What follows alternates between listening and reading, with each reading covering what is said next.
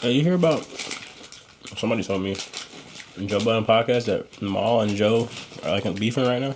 Bro, I don't know if it's Maul though. Not Maul. It's Rory. Rory. Yeah, man. There's beef? There's a little. I think there's a little bit of beef. What I think there's a little bit of beef. Joe Budden. My buddy said it's because Joe Budden's an asshole. Is that true? I don't know. I mean, Rory was saying basically he didn't give a fuck about the royal family shit. Oh, I remember that. That's why they mad? There's a little bit more. And before that, it had already been a little bit weird because they had been like talking about different topics, and Rory would always have these like opinions that were a little bit more controversial than they wanted them to be. And so, Joe would respond, and Joe would be like, "Yeah, I don't agree with that." And Rory would be like, "Well, I don't give a fuck." And eventually, like, it got to a point where the fans were in the comments saying, "Oh man, like they really gonna fight one day." Well, in the last pod that they had together, like they was talking about fighting and going outside, and like, Joe was like, "We can go outside right now." Oh shit! And they kind of squashed it on the pod, but you could tell like there was definitely some. Yeah, you could tell there was definitely a little bit of friction there. A little bit of animosity. It's a topic. I added it. Something like it. You said orange juice. Oh, sorry. But yeah, we're gonna have to dissect that a little bit more. But from like our perspective, like how important is like pod chemistry and shit like that. I feel like that's important. But first topic of the day, man. Hold on, man. You ain't gonna do your intro? I was gonna say you're missing out. You ain't gonna do your intro? I feel like he was gonna wait for someone to start Hold on, talking. man. And I was hoping somebody else would do it. Go Like, ahead, man. the minute someone's gonna start to say something, he's just gonna be like, Man, go ahead and do that intro. I was hoping somebody else was gonna do the intro this time, man. There you go. Nobody knows it. Nobody I knows don't it. know it other than the letters. You put it on the screen. I can say it. Next time. Callie, come here. Come here. Come on, Callie. How about you say it? Microphone check 1 2. What is this? It's the DMP boys. Back to business. D Gates, Rose, Red, what's good? How y'all feeling today? I'm alright. Hungover. Hungover? How you feeling? Pretty good. Pretty good. Gates? I'm good, man. I'm good. You know, I got my chicken I'm tripping. Chicken McGriddle. Bro, always smashing something. Chicken McGriddle. Chicken McGriddle? No pork. I like the McGriddles, man. I really do like the McGriddles. I like how sweet the bread and stuff is. Yeah, because it's a pancake. Oh, it is? Yeah. I didn't know that. The buns are pancakes. That's why it's a McGriddle. Huh. Came off the He said, I griddle. didn't know that. I didn't know that. I had no clue. Listen, I always man. wondered. McGriddle? I used to think it was the egg McMuffin. No, the sausage egg McMuffin was my favorite. Then I had the McGriddle. Life changing. That's the one with the different bread. Right? Yep. But yep. Well, Ocho Cinco be eating. Ready to talk about it on the Hot cake pod? sausage. Hold on, man. Bro, what? Didn't they say that it's supposed to come with eggs? No. Oh, my This bad. is not IHOP. This is McDonald's. Ocho Cinco eat everything It's literally there. called hotcakes and sausage. It's supposed to come with eggs. Quick question. Do y'all believe in the Super Size Me thing was real? Or do you think, like, what you think? The Super Size Me? Like the You watched it at Bethesda? Didn't we always at Yeah. Bethesda? Wait, there's a debate on it being fake? I thought I thought it was real. Them germs real? What you think? Ocho Cinco thinks it was fake. I'm lost. What is this? Super Size Me? So there remember was the that. We watched it at Bethesda. Was it the one with like the green or the blue dude and like the pill cartoon action character or whatever? No, the documentary about McDonald's where a long time ago you used to go to McDonald's and if you say Super Size Me to whatever meal you ordered, you got like an extremely large version Oh, I was just Okay. saying. of that meal. But And like they had to do away with it because it was making people obese. Yeah. that's not what I'm talking about. I'm talking about the documentary. That's the documentary. Yeah, but the documentary, basically, the guy, he's a fitness guru, and he just changes his diet to straight McDonald's. Oh yeah, we talking about the same thing. Yeah. Okay. I thought they had the. But he says supersize me after every meal. He does. And it's extremely. That's the point of the documentary. Why it's called supersize. I didn't know that. Because they used to have it to where if you say supersize me after whatever meal you just ordered, you got a super large version of that meal. Oh, wow. But it's gone now. You can't say supersize me. Like it was bigger than the large fry. Like it was. Like it was massive. Like the large fry. I remember the cups used to be retarded. Was like you already know what the large fry is like. But if you say supersize me, the large fry was like the size of this freaking cup, and then the cup was like the size of the freaking what? You're fired. But what happened? But it was like weird. Yeah. So what happened was he was super into fitness, ate really clean, and then he just changed his whole diet to McDonald's, and he just started having health problems. He started, of course, losing his physique, and then like I don't know. I think he had to go to the hospital to get a couple physicals. Like he was after the documentary. He was borderline like health declining. Like if he would have kept going, he would have probably got a heart attack or something. I don't know. Damn. But I think it's based on the size. But on the I Am an Athlete podcast, Ocho Cinco basically thinks that it's not real because he, as an athlete, he said like he ate McDonald's every day. But then again, he probably did like 2-a-day workouts. He was working out. That was the other part was just sitting down eating. that he was saying to Kim, man. But I mean, even if you are working out consistently, your diet has such a big part in your overall health. Like, you're not working away all the grease and stuff. Like, that's still going to build up in your arteries. That's and true. kill you eventually. Cholesterol is a thing. Yeah, so it's like, I think eventually it will affect you. It's just... Yeah. Maybe working out will slow it down a little bit, but... I agree. I think it has like eating this, even if you say you look fit, it has a long-term effect. Like maybe it can cause like, I'm not saying maybe it can cause cancer, cause you to have a heart attack or build up to that also. Yeah, everything has to be in moderation. It's like you can eat McDonald's, but it's like you better have a snack during the day that's something green. Like you can't. You know what's crazy though? You have to do like, as stupid as it sounds, like there's like healthy things that you have to eat in moderation too. Like for example, like the whole tuna thing, like people who are pescatarians, like you have to slow down a certain amount of fish, you'll get like mercury poisoning. Oh, yeah. Like everything in life has to be in freaking moderation. Yeah. Don't eat too much spinach, don't eat too much McDonald's. Don't eat like Yeah, you're good. Okay. You're good. It should be able to pick you up. Okay. But yeah. Sure. Yep, that's that though. Oh no, man. I don't really have any opinions on that. All I know is I'm gonna stop eating this shit once I, go cold turkey in the gym. Y'all going back? What? I'm going to the gym, but I'm not. I go crazy. I'm either like go 100% or nothing, bro. So I'm chilling right now. I'm eating McDonald's. I'm not stop. I'll go to the gym and still go get a large fry. Yeah. Every time. That's how I am. I can't stop. It's like, I'm pretty sure there's like Coke in their fries. Bro, what you be eating, bro? It ain't got to be McDonald's, but I mean, I eat good. We go to Piata sometimes, man. Popeyes? It's a little... Yeah, we do eat Popeyes. What y'all get? Chicken tenders. You don't get that mashed we potatoes. get the chicken sandwich and like the 5-piece meal. So Yeah. we go hard. We get both. Yeah. Hold on, both a piece? Yes. Yeah. We each Yeah, get a bro. sandwich and That'd the be going 5-piece. crazy. Half the time we don't even eat that shit Yeah, though, but I usually mean, don't finish. you gotta have it as an option though. So you go to Popeye. A little Well, here, there's a no little Chick-fil-A. there. Is there a Chick-fil-A out here? Yeah, kind of close, like, but it ain't that good. Yeah, it's 15 It's minutes away. probably the worst Chick-fil-A I've been to. Where is it at? It's in Southport, bro. By the time you get it back home, it's like, It's where? yeah, it tastes bad. It's Southport, bro. Why you make me say that twice, man? All right, man. First topic, man. So me and Laura was trying to go to Miami. Y'all know that. We was gonna do a pod in Miami. That shit ain't happening no more, unfortunately, because we just gonna stay home. Right. Okay. Well, because they just put all the restrictions 'Cause- in yeah. Miami. Oh, I seen that. That was crazy. That spring break shit, that was nuts. You from Florida, and you know how they get Not down. from. You ain't from. My bad. Where you from? I'm from Say New York. Say it to the mic. Where you No, from? no, because I don't need everybody What to comments borough? to be like, she's really not. What borough? You ain't gonna say? No. Man, Google Bronx. me. Ew, no. Where you from, though? Where you from? You know where I'm from. You know what I'm saying? All right. No. Brooklyn. I'll let y'all figure it out. Okay, there it is. But I lived in Florida for a really long time, and like that Miami thing, like that whole spring break thing, they just soiled it. Is that why they're under emergency?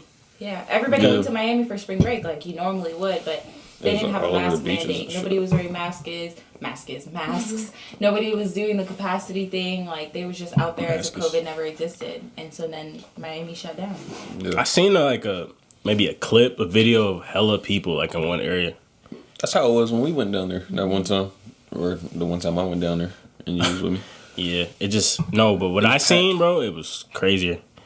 But yeah, I would have assumed that by May it would have been cleared, but apparently it's all the way through May 12th. So yeah, that's what a colleague of mine told me. It was like, yeah, it ain't ended until May 12th because everybody's spring break is a little different. Yeah. And so I was like, damn. So we can't do that no more. What y'all gonna do? I mean, they're smart to end it on the 12th because if they're trying to make money, they need to be back open by Memorial Day. Yeah, because that's when everybody go down to Miami. Because Memorial Day, Yeah, that's that's where we went. It's lit. Yeah, I was just telling her about when we went to where did we go? The Sugar Factory. I still got that video on my phone. Bro, when the you got Sugar that. Factory in Miami. bro, what did I trash. get? We bro? accidentally ended up going to the Sugar Factory. We didn't even know like really what that was. Yeah. we went to the one in Orlando, right? Yeah, She was just top tier. she was just telling me about it.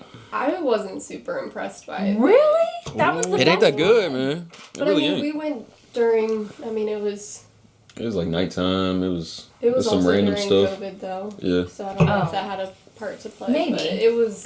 The one in Miami's small and dark, and there's Yeah. no like fun celebration. Like the only thing that they do that's exciting is they do the slow pour of your drink for you to put on Instagram, really, and then they just play like elevator music. But the one in Orlando, they play like lit music. You can ask the waiters for what song you want, and then if it's your birthday, they like dance for you, and then they do the fireworks and all kinds of. See, we ain't seen Crazy none of fun that. Ours stuff. sounded more like the Miami. Like they did the slow pour, and that was pretty. They got out of there. Yeah, That's bro. crazy. I think we ate outside too. Yeah, we ate though. outside because inside was like crowded and really dirty, and That's it so was shocking. weird. Like everybody I know that went to the Orlando one, it's like the best one. It's like lit. Like maybe we'll have to just go at I'll a different send you time some of year, videos.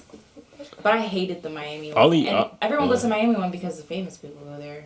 I only been one time when we went, and we ran into it like accidentally. Yeah. Like we didn't even mean to go there. We were looking for like a place to eat, and then they had deals. We're like, what? Y'all got a burger for how much?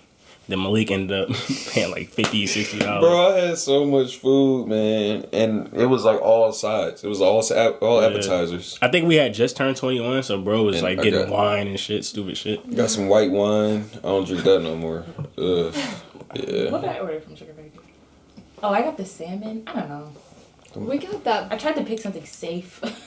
I think we just See, got that's what I should've burgers, been on. and then I think we got that blue drink with the shark gummies in it. That Yeah. thing was horrible. Oh that my was god. terrible. I It got was a so bad. milkshake. I'm so dumb. I should have got like one of the fancy drinks, but it was such a bad mood. I was like, ugh, I don't even care for them to pour it. So I got like this milkshake. I got a milk. And it was Bro. like this big. It had Oh like my a whole big piece of cheesecake on it. I was like, Oh, shit. We didn't even come close to finishing ours. yeah, they did that to you Yeah. on purpose. I was not gonna finish none of that.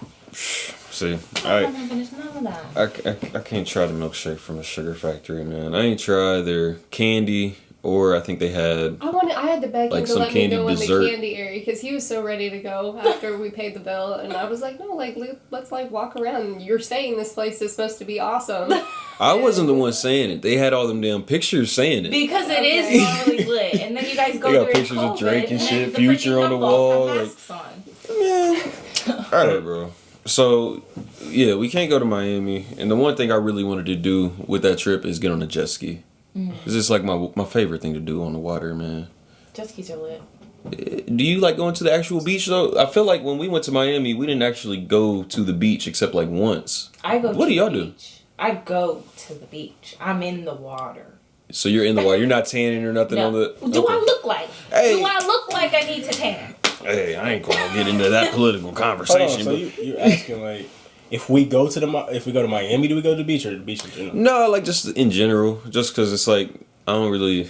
Like people I don't really take know what vacations people do to at the the beach beach and then besides- don't go to the beach. Like they Well- do That's all all we the do. they do the boardwalk stuff and the The piers. yeah. Yeah. I'm a beach person. Take me straight to the sand. When I go to Miami, I'm not necessarily looking to go to the beach, but when I lived in Tampa, and we used to go to like Clearwater and St. Pete, just to chill. When I'm at the beach, I'm just chilling. Got the little towel out. Maybe I do just tan. chilling. AirPods in. And the more I think about it, I'm like, I definitely Low lay key, out. I'm laying out definitely chilling. lay out. I don't like the beach though. It's just I don't like sand and all that shit. In the car, you get sand in your car The and shit. beach is literally my favorite place. It's You my do? favorite Yeah, place. like if we go to the beach, we'll plan like maybe 1 or 2 outings. Like we'll go to a mall or something like that. But literally, As soon as we like check into the condo or whatever, I'm going straight out to the water. I don't care what time of day it is. Like, I love it. And the sand stuff doesn't bother me. Like, everyone's like, the sand in my car. I'm like, I don't care. I Go kinda vacuum like it. Well, I don't know. I've always wanted like a Jeep. It's like and, like aesthetically pleasing. Yeah, it's like you have sandy toes and there's sand in the car and there's sandy hair. Yeah, I never mind it. And it smells like salt. I like to eat at restaurants on the beach. That's like my favorite thing to do. And then looking at the water, man. But if I'm going to the beach, I want to be at Venice, like with all that extra shit. You know, the boardwalk. I don't know what type of shit they got. We like to hoop. They got basketball. They got like 4 or 5 basketball courts. They got basketball leagues on the Venice Beach. You know what I mean? So, skate park. Where's Venice at? Oh, it's in LA. Yeah, we didn't make it. That's what, man. I was when we met you in Huntington. That's where you was trying to get me to go. Yes, bro. I'm like, why are we Huntington? What is it? Venice Beach is like the famous beach. Venice is the famous one, bro. Where they it's so nice. The hoopers go. Like they have like the Muscle Beach there. Yeah. It's a gym that's outside, and then there's like they got a guys fucking on pull-up whole bars. Oh, okay. Muscle Beach, the whole fucking weight room outside, bro. It's crazy, bro. I tried to do a pull-up at Muscle Beach. That was embarrassing. People selling shit. That was really embarrassing. I don't know why I would do that in public. Venice is like a vibe, man. When you go back, you gotta go to Venice. Just to hoop there. Like, come on. We'll make that happen. Yeah. We can make that so happen. many people hoop there that like the vendors there sell basketballs. Like even if they're just a clothing shop, they got like basketballs in the front because they know people go there to hoop. Damn. But yeah, Damn. if I'm going to a beach, I'm gonna pick Venice, and I'm just gonna do everything. It was so, bro. We went to one of the coolest things I like doing is I'm not into skating at all, but me and her, we went to the skate park just to watch people skate, and they had like the music playing, like the boom boxes. Wait, did you say I'm not into skating? I skate. No, I said. Well, I mean, like I'm not into it.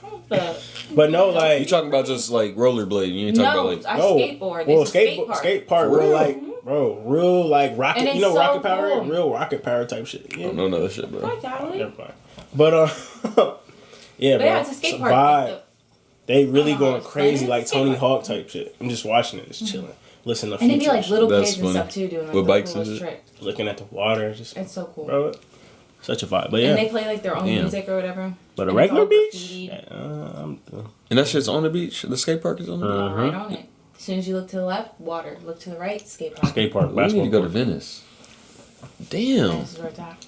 Venice Beach is where Ray J has that stupid ass scooter company. You can buy a I scooter. don't even know about it. So you can buy a scooter and do what? It's like you know those Uber scooters. It's like those. Oh, you talking about like one of the ones downtown and stuff? Or you could do the one that you sit in. I think Ray J is his to rent or is he selling? It's to rent. Scooties. And you can sit in them and stuff? Yeah. That's It's funny. hilarious because it's like a big picture of Ray J and it's a scooter store. Oh, we have to look that up.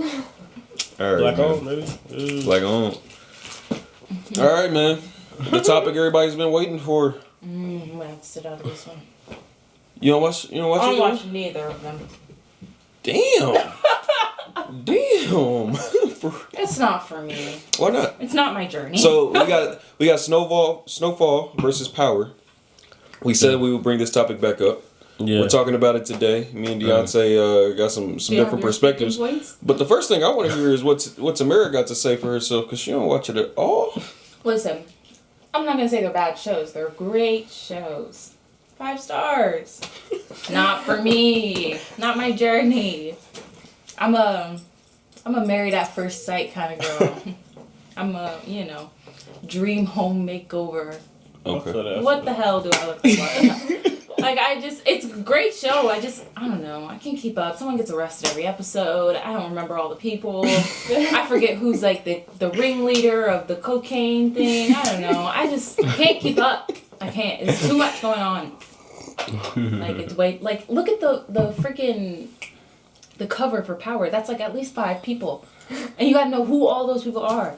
And then somebody's the father of somebody you don't even know. This person's the cousin. This person got shot by the cousin, and now it's a freaking scandal. That's facts. That's true. That's true. But it's a great show. Enjoy. Not for me. All the people who love it, more power to you. D Gates. What's up, man? Are you asking me which one I prefer? Or? Yeah, bro. Like which one do you like more, man? Honestly, now I like Snowfall more. But I found about Snowfall way later than Power. I guess you don't agree. Yeah, I guess you don't agree. Malik, But listen. Are you comparing it to the power that's out, the most recent powers, or the power that? I want to hear your full take first. I think I like Snowfall more than Power, just because I like the storyline of Snowfall with the whole CIA and how the drugs got to LA, and I like the acting is way better in Snowfall. Way better, bro. The quality of acting and Power. Sometimes me and my mom and my sister watch that shit, and be like, that was a terrible ass scene. It be some terrible shit, but don't get me wrong, Power was my favorite show, and then Snowfall came out. And Snowfall, they really can act on there, bro. It's like really like AMC level type shit.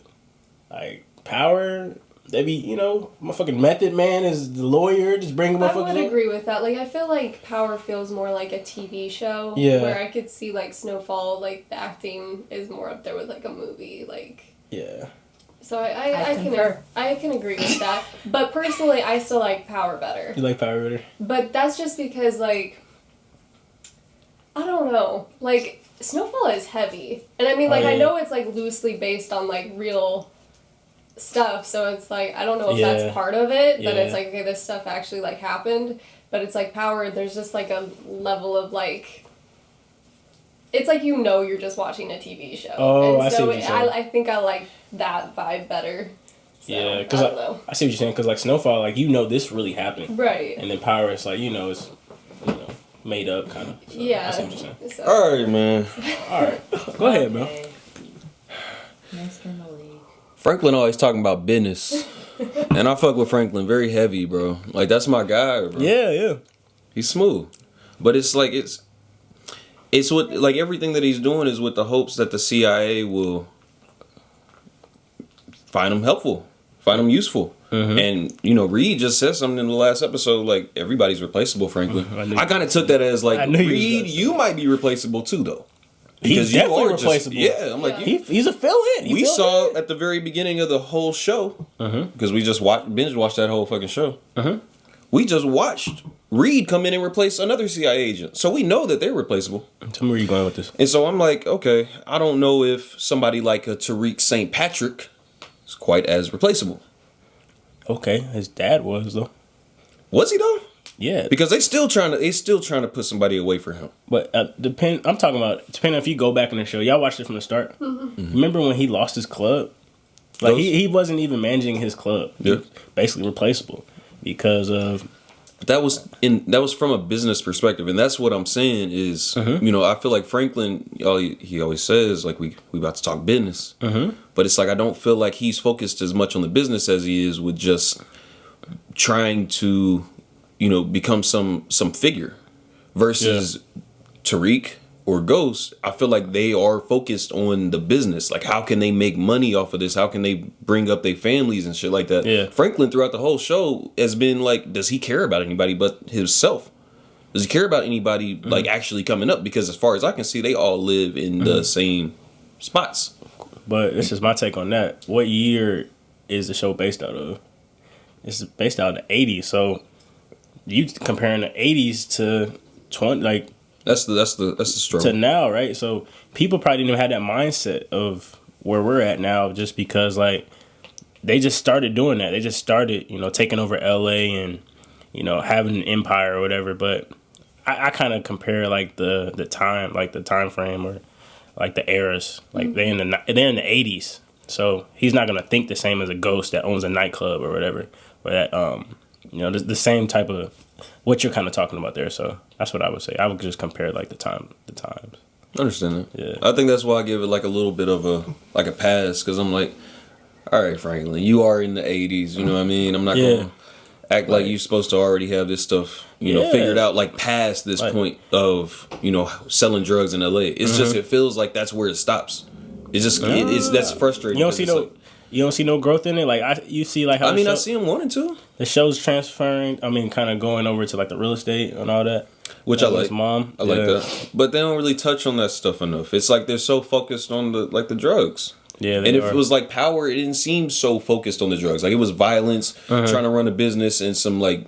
Exactly why I can't keep up. relationships. Yeah. It was Relationship. Power is more. Yeah, Power. It just seemed like a more cohesive story. Like there was just a lot of stuff going on. There are a lot of characters, a lot of people for you to become, kind of close to, attached to. And versus in here, I'm like, now I'm supposed to be feeling for Leon. But New York and LA are both really expensive, man. I used to want to live in New York, man. Have y'all I been? was supposed to move to New York, and then I met you. That's great, right? It's so cold though, man. You been there? Yeah, I went once It's on a freezing. business trip. Yeah, it was cold. I remember you told me. I mean, well, I guess when I went, it wasn't cold. When you but like in Syracuse or some shit?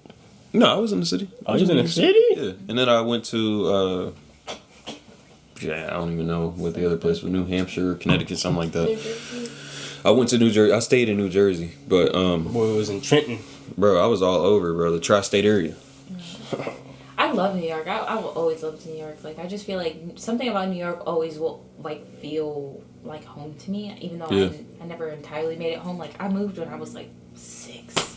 Yeah. Like I was really young, but I don't know. Like you ever just go somewhere and you're like, oh fuck, like it just like feels right. Like you're supposed to be there. Like that's how New York feels to me. Really? Yeah, New York always feels that way. to me. Wow. Every time I go there, I'm like, oh my god, I want to stay. Like, That's there's been so so many fun. times I've gone to New York and like extend my ticket, missed my flight. See, that's how I felt when we were in Santa Monica. It's so nice. Well, actually, let me scratch Santa Monica. Actually, Long Beach. But it's weird because I felt that same way when I was in Chicago too. I want to go to Chicago. I've never been. You never been to Chicago? No. We need to go. Yeah, I know. Bro, y'all was here this whole time. We We coulda went on a Chicago I've would never have been been to, nice. but he's never been to New York, so I I wanted want to go. to take you to New York and you take me to Chicago. And That'd be cool. Y'all like that would that. be so cool. But Chicago's nice. Sure, it's fun. Yeah. I want to be like super touristy and see that bean thing. I Take a haven't picture seen of it that before. bean thing. We've been up there twice, 3 times together. Yeah, but I haven't seen that. Yeah, I haven't saw it seen when I was little. He's horrible at planning trips to Chicago. Yeah. on We the literally way? just drive, park the car, walk like miles into the city. Like, it's horrible. I hated every trip to Chicago. I like that we've public gone on with transportation, him, 'cause, like, a lot. It's Public It's awful. transportation? We walk Yeah, so that's much. another reason I love New York. Well, Don't get a car. My dad- Don't get a car. My dad lives in Chicago. I used to go every summer. I know. But and I went to college there for a semester. So I like it. I know. I fuck with Chicago, man. Yeah. Fuck with Chicago.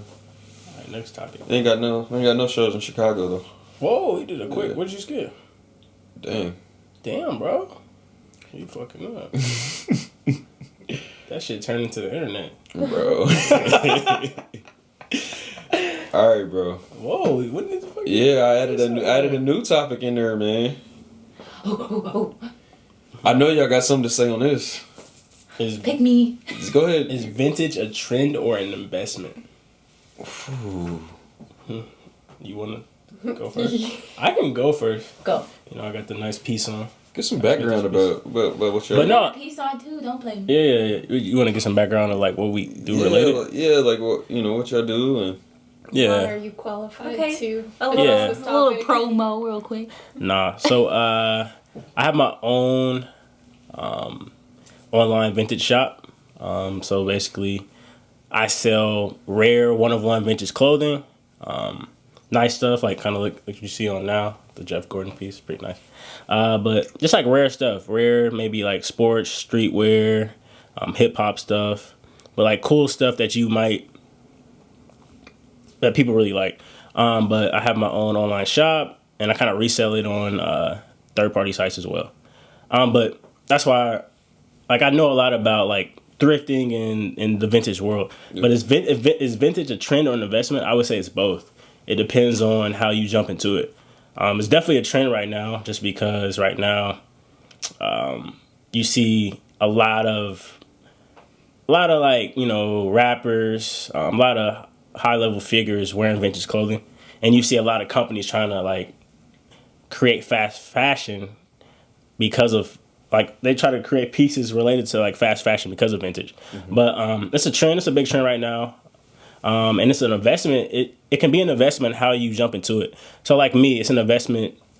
For me, I have a business related to it. So, what I kind of do is so when it comes to I thrift, and I find those items, right? Those items are cheap, so you can go to I'll go to a local Goodwill and get some for like $2. Like this right here, I got for like $4, right? And this is rare. You won't see this anywhere. And then what you can do is you can just resell it for maybe just depend on how much it's worth, like $20 to $30 to $40. But it could be a big investment if you start a business with it. If you want to just resell as a side hustle, just to have more money in your pocket. Or what a new thing I kind of made up in my head, you can make a vintage savings account. So say you invest, you like to thrift, you like to, find nice items, and you just want to resell it. And you have a business account connected to just connected to where you resell.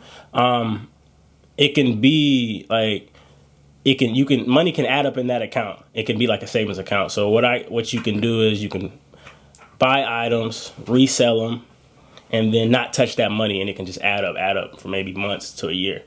But no, it's both. I would say it's a trend and an investment. You can touch on it too. Okay. Go ahead. You forgot the plug. It's called Area 95. Oh, I didn't even say that. ShopArea95.com. Thank you. You can go to my Instagram and click the link in my bio. Yeah. That's what it's called. So, I would agree it is both a trend and an investment.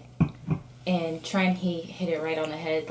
Everybody's wearing it right now. You can't get away from it. Fashion Nova and all those places are trying to make shirts that look vintage or, those graphic tees and whatnot.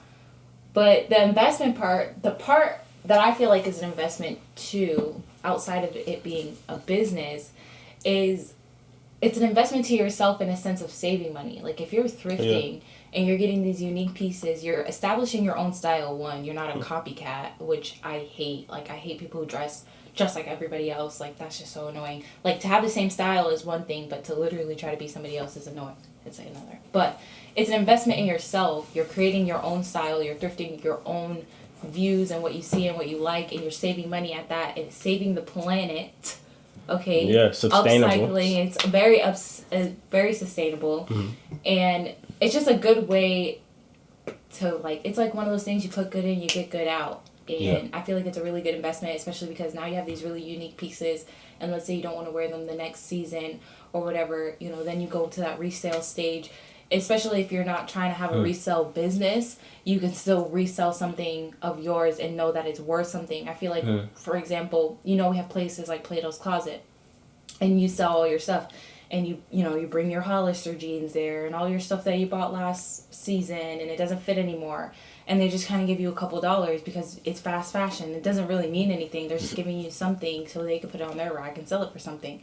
But for vintage, if you're going and you're spending less money because you're thrifting, when you go to resell that, it's still worth something. It's not like you can just go drop it out in your closet and they give you $3. Yeah. You can go look up what the item is, what the brand is, and know that you have one left out of the 5 that were made or whatever the case may be. And it's worth more, and it means more. And it's I don't know. I feel like you cannot go wrong with vintage. Yeah. And that's pants, shoes, shirts, jackets, everything. Anything you could possibly want, go to the It's so broad. I mean, with Shop Area 95, we sell more sports, hip-hop, more streetwear type of stuff. Definitely but more streetwear stuff. There's so many different things when it comes to vintage. So and vintage is bigger than clothing too. There's items, you can get memorabilia. Yeah. Then the action figures and anything. You get anything. You books, can get furniture, all kinds of stuff.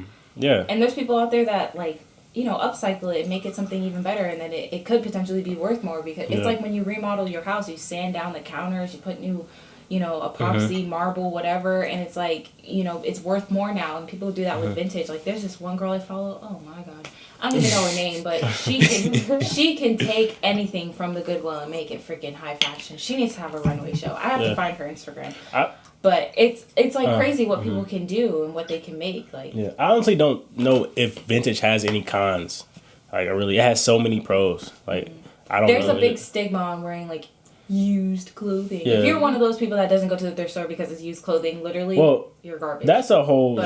That's you though. Right. That's a insecurity. You have a washing machine, okay? Yeah. You have a washing machine. You have cleaning products. You'll be alright.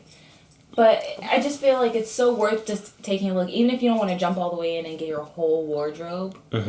just going to grab like one thing, a shirt, a pants, something, just to like dabble into it and know that you're the only one with that, or one of 10 with that. Yeah. It's like, I don't know, it's like honestly, it's better than like you go to PacSun and you get like that tee that they just reproduce and they have like 40 of them, and you're gonna walk into the mall and somebody else got the same shirt as you and you're like, what the fuck? I hate that shit. I hate that. The cool thing about vintage is it's gonna be a one of one. Like I'm not gonna see nobody with this on. Like it's gonna be rare. And then if I do see it on somebody with that on, we're not gonna have it on at the same time. Right. But and I feel like vintage clothes inspires like other styles. Like let's say you go to a vintage store or a thrift store or whatever, and you don't want to buy anything. Vintage clothing inspires you to get certain styles. Like vintage clothing right now, what's popular right now is 90s clothing, 2000s, Y2K, and all that. That's what's popular right now. And so let's say you go to the thrift store and you don't want to buy any of it. You're still going to look for that when you go to Forever 21 and all that. So vintage literally has no cons, because any way you look at it, either you're inspired by it, you're looking for it, you're buying it, or you're selling it. Yep. Like, that's just all it is. And last thing I want to say, vintage is never going to go anywhere because fashion is a circle. It just recycles. People keep wearing the same shit. Like, go back to the 70s, the 80s. Fashion just recycles. Actually, speaking of 70s, that's back now, too. I didn't mention that when I was, like, going through it. But a lot of people wearing shit from, like, bell-bottom jeans I've seen that. Right now. Bell-bottom jeans are it right now. Colorful tie tops, the tie-dye. The tie-dye is crazy right now. Like, you seen what I had on, the Harley Davidson. That was a vintage piece, tie-dye. But yeah, man, if you want to get this nice crew neck, shop area95.com. Oh, well, you can't see the cool part of my shirt. Should I turn around? Well, you ain't selling that. I'm not selling it, but it's still a vintage piece. It's mine. But yeah, that's how I would answer that question, bro. That's what's up. Yeah, I'm curious to know a little bit more myself, because I'm like, what type of resources would you be able to use to determine whether or not something is, worth value? Like especially when it's just like something that you're seeing when you're at Goodwill or something. When and you're you like, first start out, Google's your best friend for sure. Yeah, really. Because we didn't know anything when we first started. But a quick Google search of just the brand name or shit in Google nowadays, you can type in the exact item: black shirt with pink cat on the front and the back. Like you can figure it out. So Google's gonna be your best friend when you first start. But after a while, when you get into the hang of things, you'll know something is worth something by the way that it's stitched. By who the tag person is. Like we got Hanes and all kinds of shit on normal tags from the last couple of 2000s. But if you see a tag, what's that one tag name? The old t-shirt brand. The tags are beige. Is it like the Fruit of Loom? Oh, there's this one too. Delta. Yeah. They don't make Delta shirts that much anymore. Like you'll start to notice certain things have changed over time. Stitching is different on shirts nowadays than it was before. So you'll start to pick up on those things. That's but in crazy. The beginning, Google the hell out of everything. Yeah, Google. Just Google. It's no different. Like, say somebody... It's no different from, like, real estate or somebody trying to sell a house. They look at comps. When you go to Google and you'll look up the item that you think is a vintage item. And then you kind of see, what are people reselling this for? Should I buy this? It's $2, but...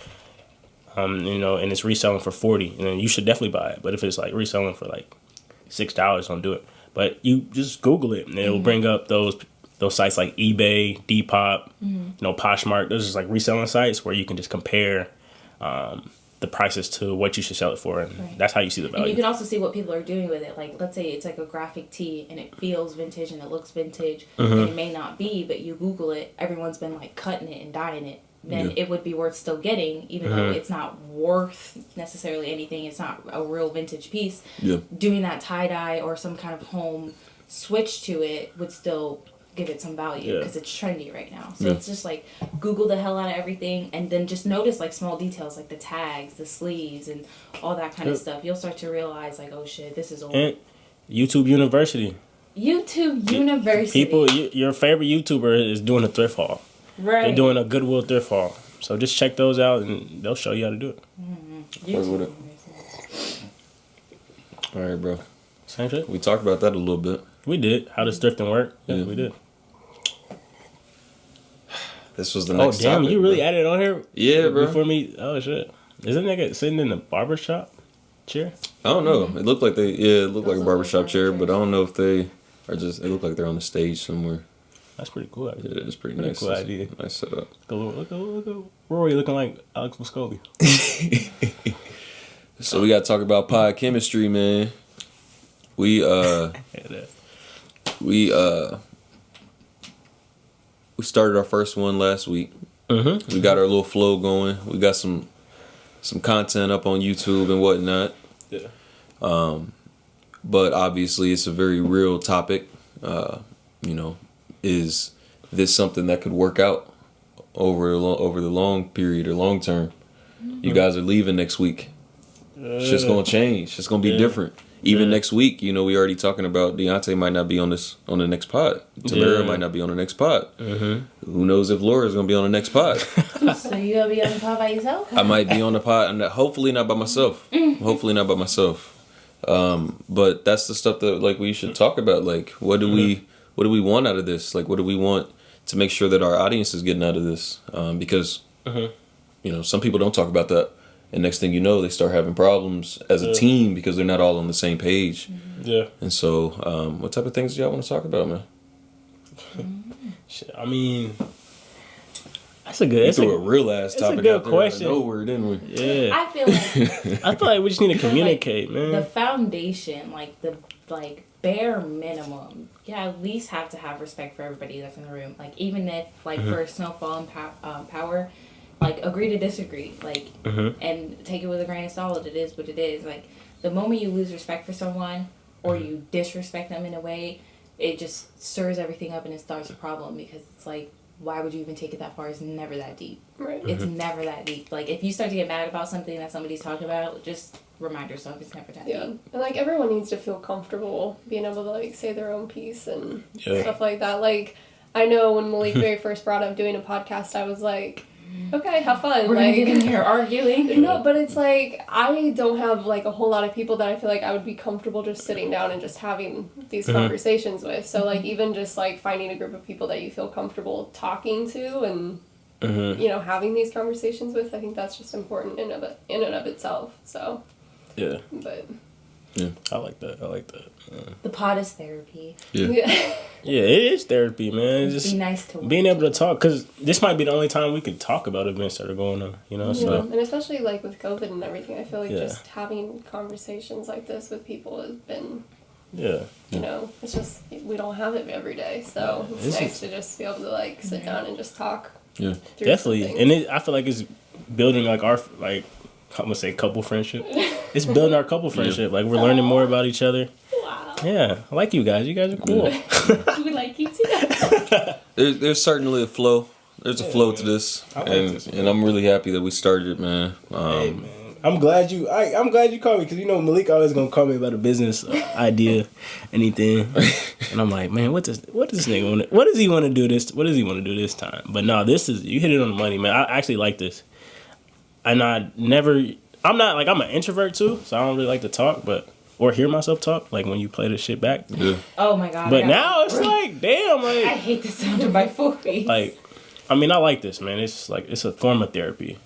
Feel me? So I like it. I fuck with that. Yeah, my thoughts are pretty much the same, man. Yeah, pretty much echoing it. I think that it's a really good opportunity for us to get to know each other better. It's an opportunity for us to share some information with our audience, tell them a little bit about, what we do. Also tell them a little bit about ways that they can incorporate some of the different aspects that we see around us on a daily basis through defining moments, and incorporate those same things into their businesses and in their lives to continue to grow excellence across the board. I love it. I love it. So, with that said, man, I wanted to give y'all some news. Oh, no. What? I submitted our podcast to Apple. Oh, shit. And... Did they take it? It's in review, but they will likely take it. There's a Spotify coming too. And so we're pretty much going to be at all the streaming platforms that you use for streaming your podcast. You'll be able to find the Defining Moments podcast there. Whoop, whoop. That's cool. Hell yeah. It's going to be exciting. Do your people! So make sure you continue to follow us, man. This is going to be a good ride. Yes, sir. It's going to be a good ride. Next topic, man. Let's talk about how lonely it is being an entrepreneur. Shit, you should hit on this. Oh my god. You should give us your insight first. Because I know you put this shit on here. Man. Yeah. Laura came up with this though, didn't she? Oh, Laura came up with this? Yeah, I mean, I feel like, so all of us here are forms of entrepreneurs. And I think being one myself or attempting to be one. What do you do? So I Damn. Lay it out there. Do better, What do you do? do better than me. I forgot the name Right, of you business. didn't even plug. I'm over here talking about vintage and shit. No, so I do Monate, which is a small business that I run, which is hair and skincare and wellness. It's vegan, cruelty free, all that good stuff.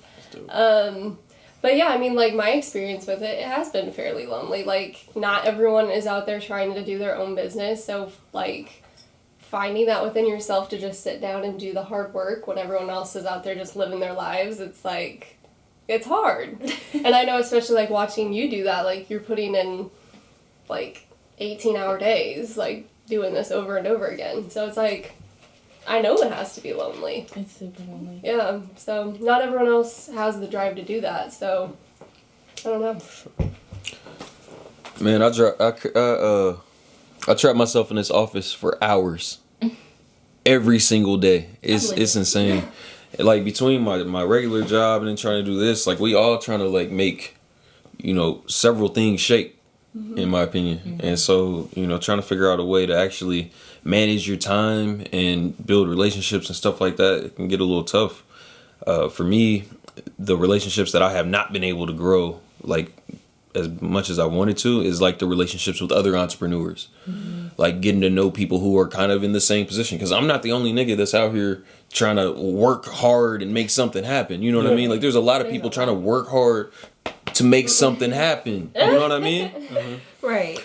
And so for us to, be able to collaborate, even have conversations like what we're having here, talking on the phone and things like that, I feel like it goes a long way in encouraging and motivating somebody to continue to have those tough days. Because I mean, I'll be sitting in here, go a week, and I ain't talk to my pops, I ain't talk to my sister, I barely talk to Laura, I ain't talk to nobody. But shit, I got a lot done.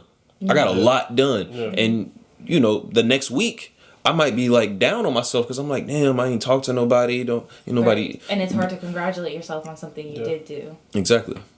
Exactly. And so, I do feel like this is a good medium for us to discuss that too, just to let people know, man, you're not by yourself.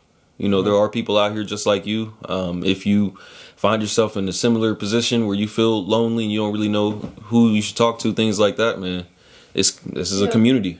Yeah, that's the whole point of like this and Who is Malik is to form a community of entrepreneurs that are struggling with the same things. Like, no one is doing it alone. So Definitely agree. I agree with everything you said. Yeah, man. Yeah, I hit it on the money. I feel like when you're not communicating with likewise people, like entrepreneurs like you, people that are on the grind, like-minded, my bad. Likewise. Likewise. What am I talking? People that are on the grind, like trying to get something off the ground, it's hard because your regular, your friends that aren't entrepreneurs don't understand what you're going through. Yeah. So, like you said, you got to communicate with people kind of doing the same thing as you. So it kind of makes it like not as lonely because you guys can relate. So I agree with what you guys said. It's that grind, man. It's that grind. For sure. It's tough. I don't know. I see it as lonely in a different aspect. Like it's lonely, like how you said, if you're because you're an entrepreneur, you're your own person, you're your own boss, your own company, so you're doing things by yourself and you lock yourself in this room for hours. But I also feel like it's lonely for people who are similar to me. Like if you're an extrovert, and maybe I definitely don't lock myself in a place for hours. I procrastinate the shit out of everything, and I try to go out and have a good time and stuff like that. But it's lonely because, like you guys said, like there's nobody to talk to about it. Like I just, it's hard to get excited about your business if it always comes off as like you're bragging. Yeah. You have nobody to talk about your business with. And then let's say your business is having some trouble. You have nobody to talk about your business with because nobody knows what's going on, what's happening about your business. Like, it sucks so much sometimes. Like, if I feel like I'm at, like, a roadblock in, like, my beauty career, or if I'm at a roadblock in my real estate career, I'm like, I can't ask him about how I'm supposed to advertise to girls that I do hair or makeup. He's going to look at me like I'm fucking crazy. And so it's just, like, it's lonely in the aspect of, like, even if you go out and don't trap yourself, you're never really fully out. Right. It's like you're not understood. You're always with your own business no matter what. You're never understood. No one ever knows what you're talking about. No one ever really kind of wants to hear it because they consider it bragging. Oh, how are you always talking about your business? Well, guess what? I don't have anybody else to talk about it with. I'm literally losing my mind. And so, like, I just feel like when you create that community of entrepreneurs, especially people who are in a similar business, it may not be the exact same thing because people have their own spin on stuff. It's just good to pull inspiration from other people and get answers and get help. And to people who are, like, super selfish, like, y'all are garbage, okay? Just put that out there. Like, if you're the type of person that has a business and you don't want anybody to take anything from your business. No, the secrets to my business. Like, you're garbage, okay? There's enough money in this world for all of us, so relax. But when you find those people who are like-minded, then likewise. Like you have to likewise. You said likewise, right? Hey, I had a long night. Where we go? Alley cat. I can't. When you have that group, it's just so comfortable at that point that you feel like you can ask questions and things like that. I think that's why everybody loves Clubhouse. It's hard for me to get on that, but no, I think that's important. Like, I hadn't even thought of it that way, but like that's definitely like a hard aspect too. Yeah, it's hard to like promote yourself if you can't talk about it. Feel like you bragging. Yeah, I know what you mean. Exactly. I know that you felt that. I felt that way. It's like it's weird because it's like you're just putting yourself out there and you're just like, you're just gonna get tired of hearing about this all You're just talking about things that you love. Like the same way when you go hang out with your friends and they constantly talk about how much they love to play basketball or love this. Like, why can't I talk about my love for my business? Why is that bragging? Yeah. Right. Why is that? Oh, why are you talking about your business? This is not the time. Why is it not the time? Quick question. Like it's stuff like that. I kind of like. When I post on social media, like on my story, I kind of like, I'm relating to what you said. Like when I post, every post is like me promoting my business. I kind of see that like, damn, my followers gonna be tired of me. Right. I can keep, marketing my business. Maybe that could be a different topic. Like, why aren't your friends really supportive? Because it's like that was gonna be one. Yeah. That shit is annoying. When you post something and you know damn well everybody saw it. I'd be like, damn, are they gonna be tired of me posting my shit? It's but free what to else like, am I supposed to do? It's free to comment. Yeah. It's free to retweet. It's free to say engagement is.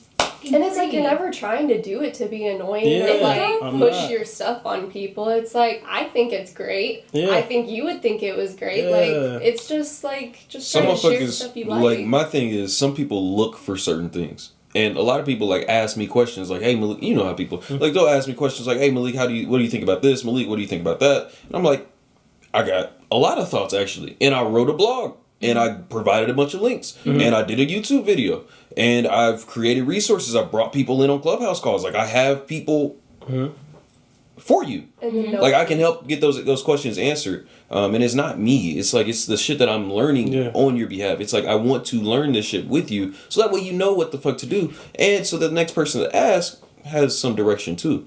Like that's what it's all about, man. And that's I think the purpose of a community. And I'm glad that we taking the steps to make that happen.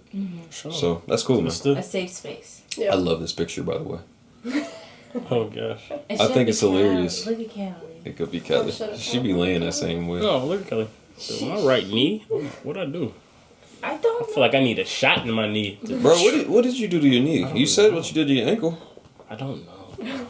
He's getting old. Yeah. All right. Next topic. I ain't old. Next topic. Get some icy hot on it. Some freaking biofreeze. Ooh, I put this on here. Ooh, I know. I put this on here just because. Can I? This. The pod chemistry is about to go on. Can I read it? Yes, go for it. Are morning people more successful? Bullshit. Don't even finish. Is being a morning person make you more successful? I know y'all got chemistry is about to go out the fucking window. Because y'all are not about to sit here and drag night walkers. You're not about to do it. No, wait. Let me start off because I know you got your things. Go ahead. So my hands are sweaty. Nah, so I'm on Laura all the time about getting up in the morning. Because I feel like there's an opportunity for her to get ahead of the day. Like, I usually work like 7 to 6, 7 to 5, 7 to 6 that time. And, I spend about 4 hours on my job. The rest of that time I'm using on me. So that's me going to the gym, that's me reading, that's me, trying to learn something that I didn't know already pertaining to my business, things like that. And those early hours allow me to get ahead of people while they're sleeping. Now, on the other side of that, though, there's plenty of times when I don't get off at 5. There's plenty of times I don't get off at 6, 7, 8, 9, 10, 11, 12, Damn. 1, where I'm going to sleep at 2. Yeah. And so I ain't getting my ass up at 7 o'clock in the morning. Have the mic on though. Yeah, but the mic is connected to the camera, so when the camera goes off, the mic technically goes off. But I think we had started the topic. You want me to say it again? I mean, you can Go please. So Yeah, just recap what you said. morning people more successful. So there's times when I wake up in the morning and I am able to get a lot of stuff done. Basically, it's better when I'm able to take care of a lot of things in the morning when people are still sleeping and have the rest of the day to take care of like the admin stuff that I don't He means me. normally. No, just take care of the stuff that I normally am fine pushing off a little bit later in the day. But there's plenty of times when I'm going to sleep at midnight. I'm going to sleep at 1 o'clock. There's time I'm going to sleep at 2 o'clock. I'm not giving up my 8 hours because I went to sleep a little later. Like sometimes I'm a night person and I'm getting more work done, being more successful at night. That's perfectly possible. Like there's no reason to believe that that's not possible. It's just knowing when you're working, what you're working on, and actually getting stuff done. If you're not able to get stuff done at night because it's just not a good time for you, maybe you should be getting up in the morning. If you can get up in the morning and knock shit out, or you don't knock shit out, you need to know that so that you know when you actually are getting through the tasks that you need to complete and being successful. That's all I had to say.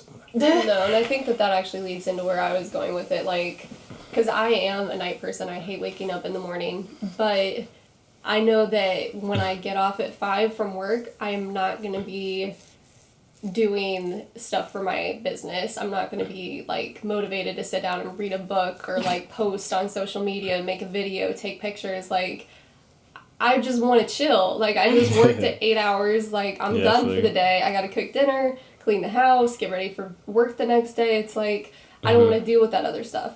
So it's like, I know I should be waking up earlier because that is literally the only time of the day that I will do that other stuff. It's just... Yeah, I feel it's rough because I don't want to. Like, I hate mornings so much. Yeah. So, I don't know. So I see it. I think that I could be more successful if I did wake up earlier. It's just, it goes against everything in my being to wake up early. Yeah. Don't look at me. No, I just want to hear what you got to say. Listen. Again, I ain't knocking nobody for anything that you choose to do with your time. Because either way, I tell Laura this all the time. You free to do whatever you choose to do with your time. I ain't gonna knock you. I ain't gonna harm This you. topic literally has pissed me off probably since I came out the womb. Like, it bothers me so much because people have such a huge stigma on success being like the early bird thing. And like, I get it. You're taught that your entire life. Early bird gets the worm. You know, any movie you watch, you know, they show the scene where the person wakes up super early in the morning to get to work, to get like everything around your life is pushing you to believe that getting the fuck up in the morning is the way to go to get your stuff done. However, I think what pisses me off so much about it is, how do I explain it? It shouldn't be a bad thing if you're not a morning person. Like for example, like, people kind of make it seem like if you're not a morning person, they automatically like put that thought in their head, like, oh, they're not a morning person, like that means they wake up at like, 2 o'clock in the afternoon, and they probably don't do anything. They probably sit and eat chips on their couch, like, and that's never really the case. Like me, I'm not a morning person. You cannot pay me. You cannot pay me enough to get me up. You can't. Like, I'm tired at all times. Like, I love sleeping in. I will always love sleeping in, and that's just what it is. Now, do I sleep in until 2 o'clock in the afternoon? No. If I wanted to, I could, but I don't. I try to get up at least by like 11. Like, and it's like, I don't feel that it puts a dent in my day, because the same thing that you could have did in the morning, you could do in the afternoon, you could do at night. Like, the way that the world works in 2021 and on, like, everything in this world is either technology or 24 hours. So the same thing that you did at 5 o'clock in the morning, dead tired, I can do it at 2 o'clock in the afternoon. And with no problem, and actually have a better attitude towards it. And then another thing too is that there's so much pressure on being a morning person that some people actually train themselves to become morning persons. Power to you. They train themselves, and they get up every day and they get a routine, but they're miserable on the inside. So yes, they're getting stuff done, but do you know how things come out when you approach it negatively? They come out negatively. These people actually are hindering their success because they're not motivated to do what they're doing, but they're doing it because they know they're supposed to do it. They're not passionate. They're losing their passion in the things that they used to love.